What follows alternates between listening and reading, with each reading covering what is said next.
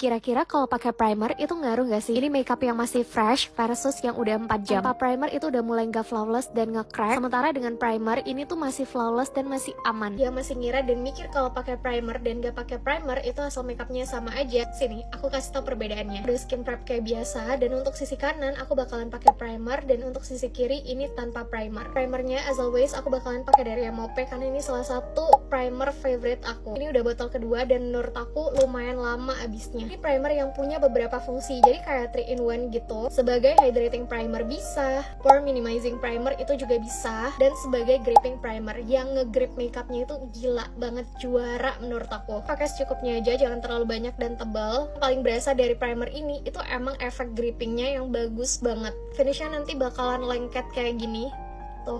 Nempel kan, dan ini tuh juga ada yang namanya teknologi locking formula, jadi itu bagus banget untuk nge-lock complexion sekaligus nyikat complexion supaya nanti lebih nempel dan lebih awet. Ini yang tanpa primer tuh, ya udah kayak biasa aja. Nilai plusnya lagi kalau ngeblend produk itu jauh lebih gampang kalau kita menggunakan primer, karena primer ini udah sekaligus skincare infused, jadi di kulit emang berasa hydrating banget. Ini kelihatannya sama kan, tapi jujur kalau ngaca ini tuh beda banget, jauh lebih flawless yang udah dipakai primer dibanding yang tanpa primer. Tapi aku akan selesaiin dulu makeupnya.